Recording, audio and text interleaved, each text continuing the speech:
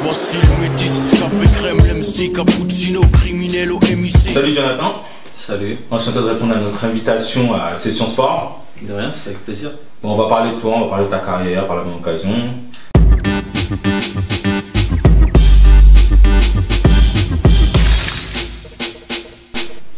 Ben, je suis arrivé en Australie, c'était un championnat que je connaissais pas du tout.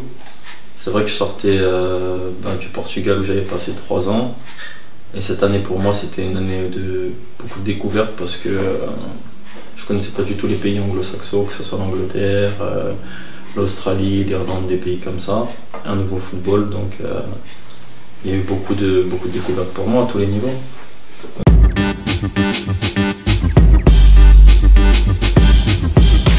C'est un niveau qui est différent, c'est un football qui est différent du football portugais parce que c'est un football latin, le football portugais, c'est un football un peu plus lent. En Australie, ils essaient de copier un peu le style anglais, donc c'est un peu leur référence.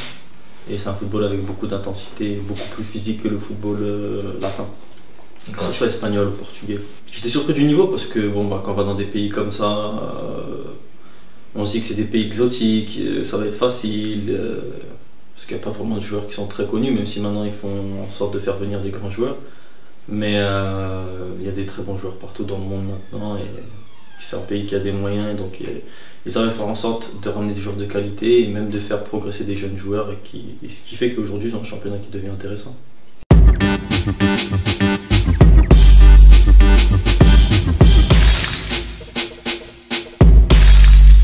Je pense que tout le monde connaît Del Piro, il n'y a rien à prouver, mais pour moi en tout cas ça a été une bonne expérience de pouvoir le rencontrer sur les terrains.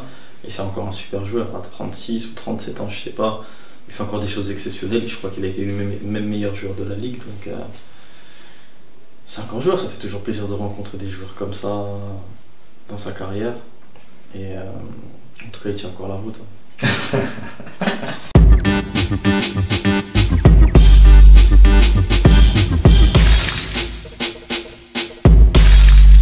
Ben, je sortais d'une bonne saison, de 2 bonnes saisons au Portugal. J'avais rempli mon objectif, j'ai reçu une proposition intéressante en Australie, j'avais envie de voir autre chose aussi. Je pensais revenir en France et je suis tombé, ben voilà, cette proposition-là elle est tombée.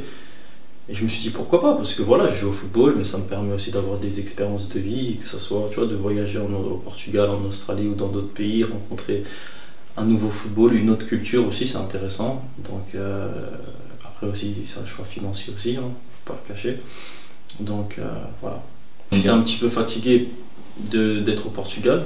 J'étais un petit peu fatigué à tous les niveaux, et puis je m'entendais pas forcément avec mon entraîneur, même si j'avais du temps de jeu, un temps de jeu qui était correct. Et puis voilà, j'avais besoin d'un nouveau défi. Donc j'avais pensé revenir en France, et au final je suis parti à l'autre bout du monde, et c'est pas plus mal.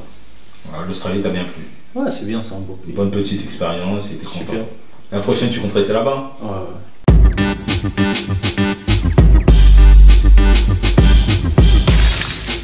J'ai commencé moi dans un petit club au Paris 11, ça s'appelle d'abord. Ouais, bien sûr. Après j'ai joué au PFC pendant, je crois, 3-4 ans. Je suis rentré à l'INF Clairefontaine, j'ai joué à Bretigny pendant 1 an. J'ai signé au Stade Rennais, de là j'ai été appelé en équipe de France jusqu'en espoir. J'ai signé pro à 18 ans au Stade Rennais, j'ai joué 2 ans à Istres. J'ai été jouer 3 ans au Portugal, à Académica Coimbra, Oliveirense, Moreirense, et maintenant je suis à Melbourne Victoria. Et je suis international mauricien.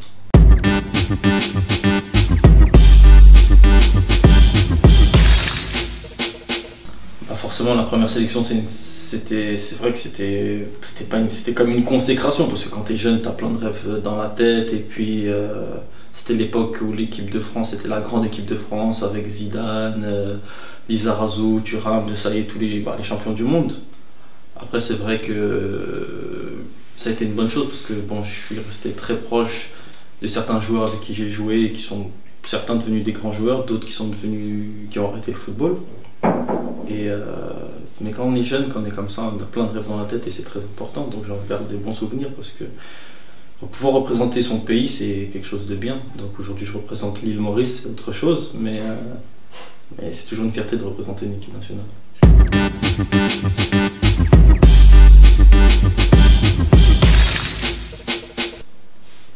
Cristiano Ronaldo. Tu l'as rencontré où? On a fait le championnat d'Europe au Danemark à l'époque, en équipe de France, quoi. Et je l'ai rencontré lors du premier match. On avait gagné 2-0, mais c'est celui qui m'a le plus impressionné dans ma carrière.